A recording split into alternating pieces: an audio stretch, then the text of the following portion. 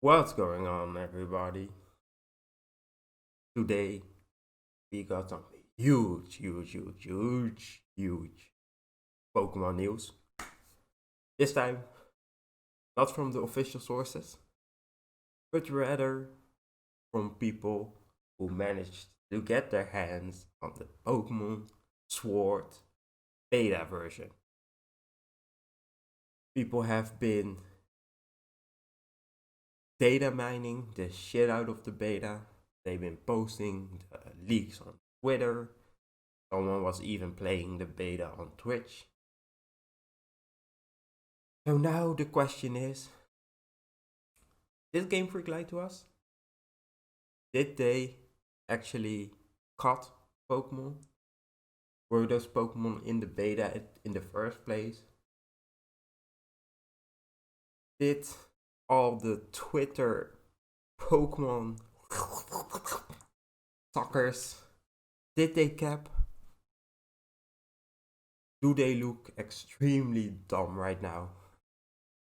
Well, we're just going to have to get into it, shall we? So the main source of the leaks, or rather the easiest to find source, the easiest to find thing that posts these leaks and where you can find them, is the centroleaks Twitter account. They've been leaking Pokemon shit all week, from the Pokemon Sword and Shield Crown of Tundra DLC that's coming up, which actually should be releasing pretty soon, I guess. But that's beside the point. They've been leaking Crown of Tundra Pokemon, that's new Pokemon that's in the DLC. The legendaries, the new Pokemon Dynamax Adventure thingy that's also supposed to be in the DLC. They've been leaking a whole bunch of stuff. And then they finally got their hands, or someone they know, got their hands on the Pokemon Sword beta. So of course they did what they had to do. They went crazy. So let's start. Let's look through their Twitter account, look through their tweets of the leak. With the first one, the Gen 8 beta just leaked. And here we can see some pictures of the Gen 8 beta actually running on a Switch. So you can see it's the Sword version, which probably was the only version available at that time. And it would be pretty stupid to beta test two versions which are almost identical. So we can see the title screen. We can see Pokemon such as Mega Rayquaza or Primal Rayquaza. No, I think it's Mega Rayquaza. Greninja, which was cut out of the game. Blastoise, which was cut out of the game. Arceus, which was cut out of the game. Pidgeot, which was cut out of the game. Moltres, etc. All these Pokemon were either cut out of the game or only put into the game because the DLC released. So as you can see, we can see the hometown. This is Hop's house, of course. We can see it looks pretty similar to the one in the game, not much has changed. But then we get to the first route, to the first town where you will meet our boy Leon, of course. And as you can see, it looks absolutely horrendous. Most of these buildings are very basic. Like, this is very early in the development, as you can see. I believe this beta was from 2018. But this is not just everything. Scrolling up, we can see much better view of the title screen, which looks freaking great, by the way. Not complaining about that. We can see the soccer field, football field, depending on where in the world you are and how you call the sport. The stadium where all the gym battles happens, and a bunch of cast Pokemon, supposedly. So yeah, Sword beta title screen uses a stock image of a stadium, very likely used as a placeholder by Gamefreak. Then we got the beta menu, which looks completely different. Like completely different. But still good. Of course, everything is in Japanese because it's in beta, and only the full game was eventually localized and translated for countries across the globe. But yeah, we can make out most of the icons. So bottom left, save icon. Next to that, we got our profile. Top right would be the network icon. We see our bag. We see our Pokemon. Mapu. That can you guys see my mouse? Let me check. Yes. So the map, the Mapu. Katakana. Decently readable, of course. We got the Quiku. Is that it? I might just be pushing that. Kurobaru. That's this thingy. Global, so I'm guessing this is just network stuff. And a Quicker is also just network stuff, probably for trading or quick battling. We got some Pokemon search feature, it seems like. And the gear icon, of course. Oh yeah, scrolling up again. Beta Sword had actually free camera control for the entire game. Now this is a big thing. Big thing. Like, the Pokemon Gamefreak completely advertised Sword and Shield as, oh, the first Pokemon with free camera. But only in the wild area. And people were like, huh? If you have free camera in the wild area, why don't you have free camera everywhere? It's not that hard. Every single game in 2020, 2009, 2008, ever since 2015, has been able to put free cameras in their game. And seemingly even the beta had it. So I wonder why they scrapped it.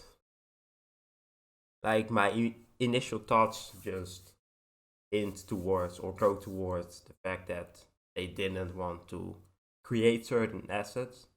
So when you give the player the ability to turn the camera, they might turn the camera to look at the back of a house in a certain town, for example, or like the side of the gym from a certain angle.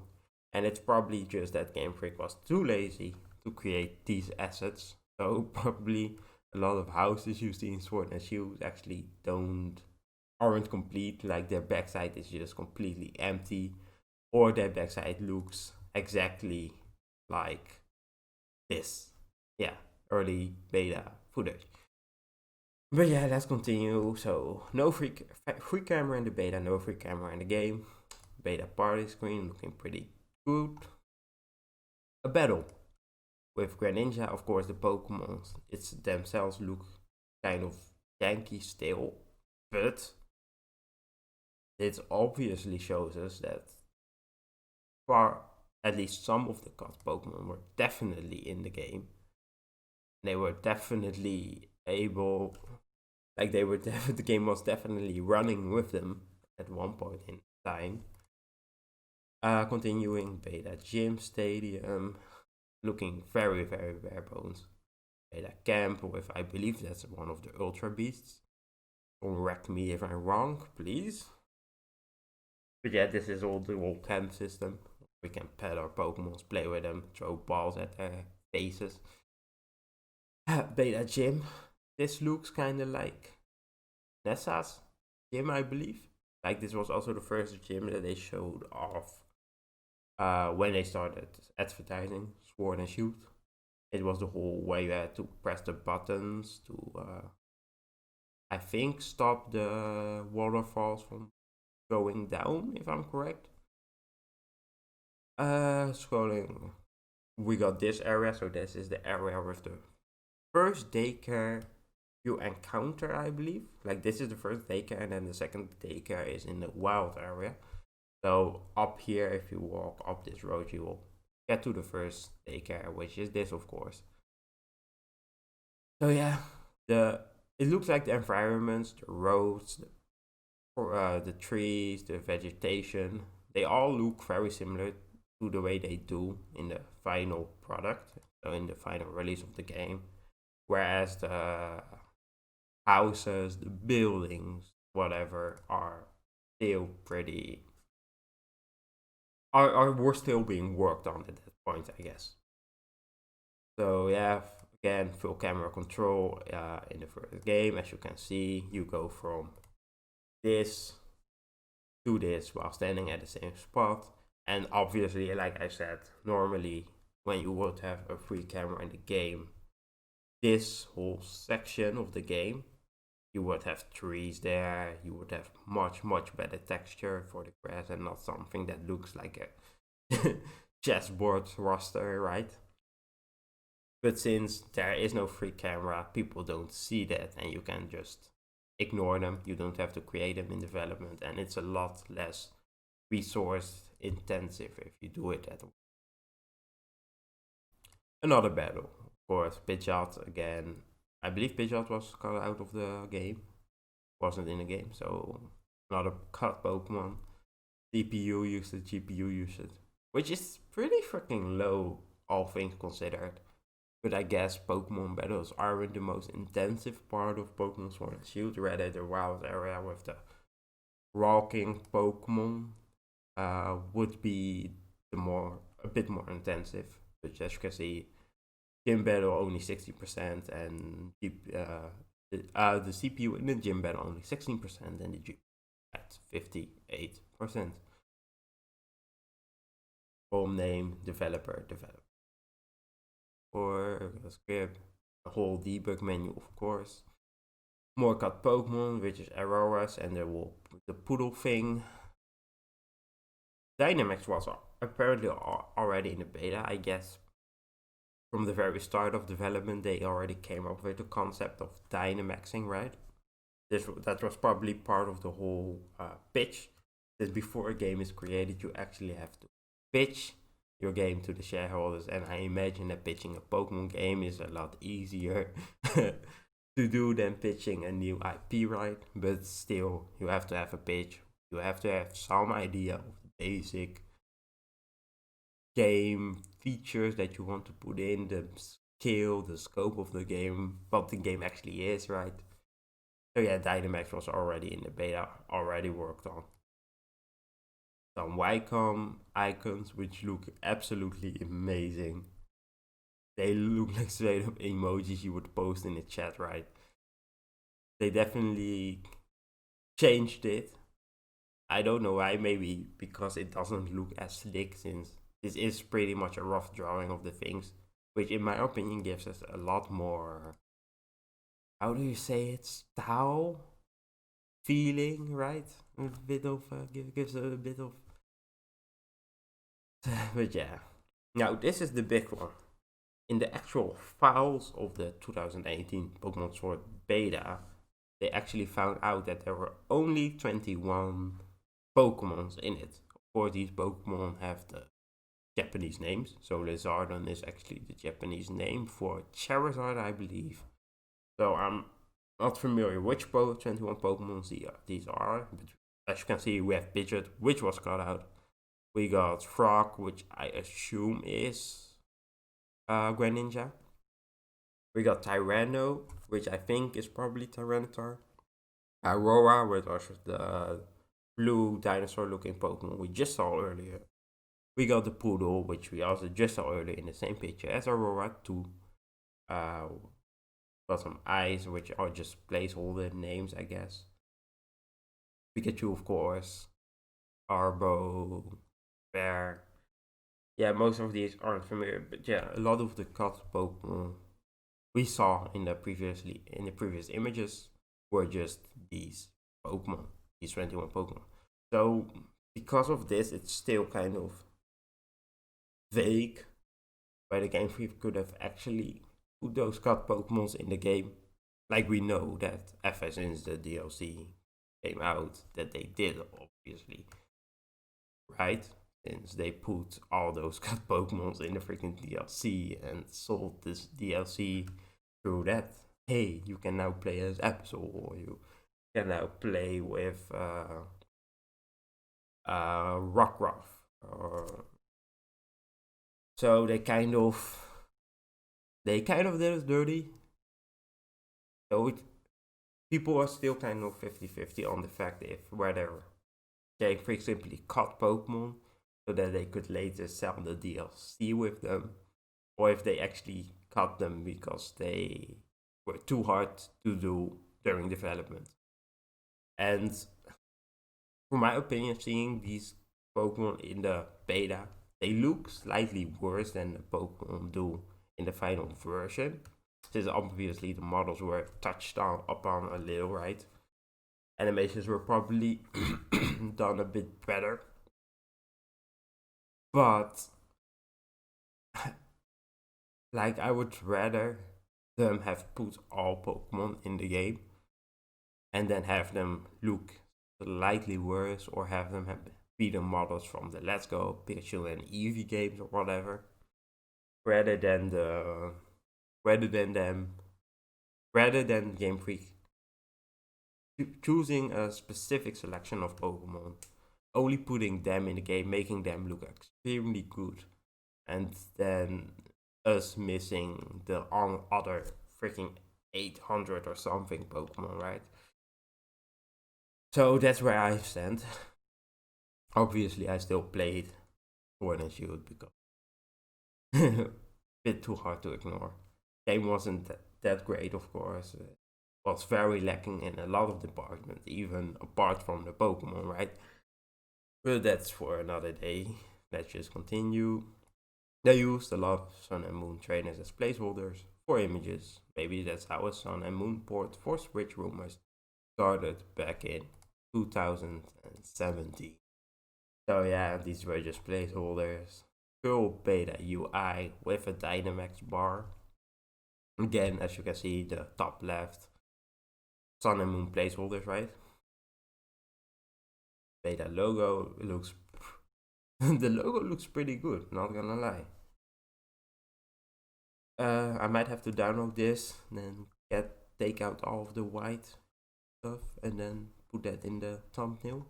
Who knows? As Pokemon Sword and Shield are based off Let's Go Pikachu and Eevee, Mega Evolution parameter files are still in the game, but not implemented in game. Also, only Kanto Pokemon retained their Mega parameters, as Megas from other regions were already removed back in Let's Go Pikachu and Eevee.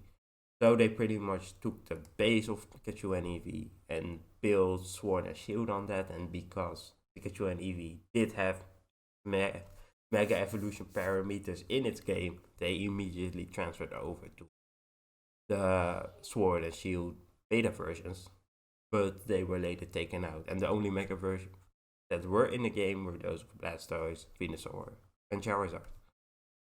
Which is, I guess, makes sense. Since, yeah, it makes sense. Female Rotom Dex. Maybe you could have chosen whether you wanted your Rotom Dex to be male or female. Or maybe if you played as a female, you got a female Rotom Dex. Pokemon Let's Go beta logo. Ooh, clean too.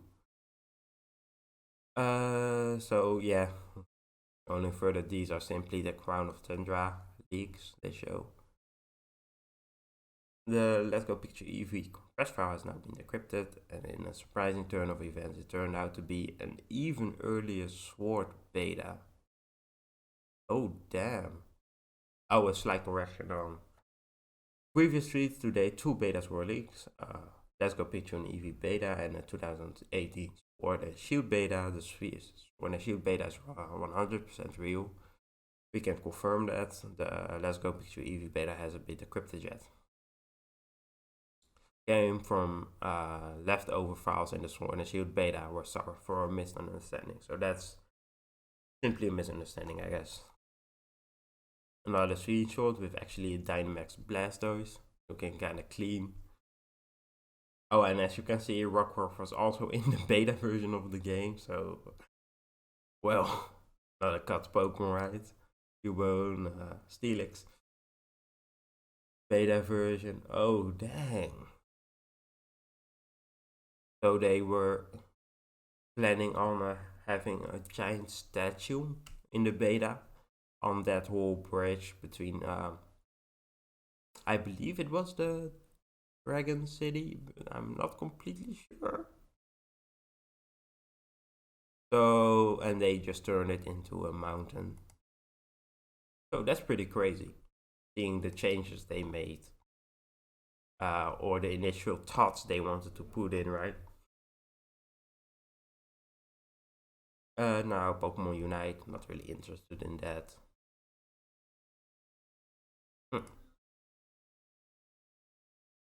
Now, of course, that's not all that we have. Someone on Twitch called Zacky Cat Games was actually playing the beta on this Twitch. He was actually live streaming that bitch last night. So sadly, his Twitch account currently has been removed, deleted. Whether he deleted himself or the ninjas came from for him remains to be seen. But I downloaded a few clips, so let's just check those out, shall we?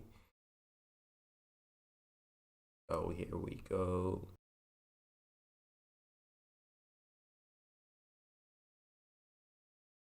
So this is the gym. As you can see, he's actually walking around in it. Free camera and all.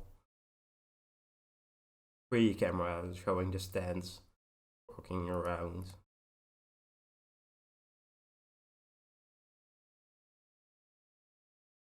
So second, beginning town, I believe that it is. This is either the beginning town or this is the town with the grass gym. Beta screen. Black screenings. Oh, camp. We got a camp. You can actually see the tent looking pretty bare bones right here. Pikachu. A little electric spider. Oh, we can even see the hand, this stick right here, which was of course either the kind of sound dangly thing that you have in a game, or that's supposed to be placeholder for the Pokeball which you can throw. Looking pretty good. So I'm guessing this is how you enter the camping mode. Wild area. Oh damn. So here you can see the wild area. They already had the roaming Pokemon working in it. Looking at this, it seems like the wild area is a lot bigger. Like extremely big even. But yeah, there we go. So the next one, wild area looks extremely big. Also very bare bones. So I guess they finished that late in development.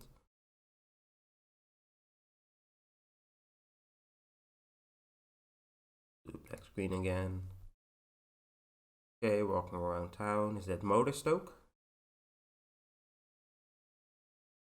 Walking along the route. The routes were also not done yet. Okay, we got the port town, so that's where Nessa's gym is, the water gym. So as you can see, this is completely real. These are actually beta leaks. There's no if and buts about it. These are completely real. And that's it. Now, whether Gamefreak lied to us, still very hard to say. Because it's still very hard to say. Like, most of the Pokemon of those 21 still look very great in the game.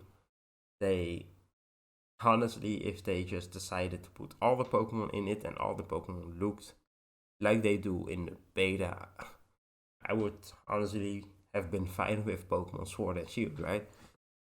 Sadly, this is not up for us to decide, and I guess they just decided that slight improvements over a small selection of the Pokemon models would be preferable than having all the Pokemon in the game, since you can eventually sell those Pokemon separately using DLC, right?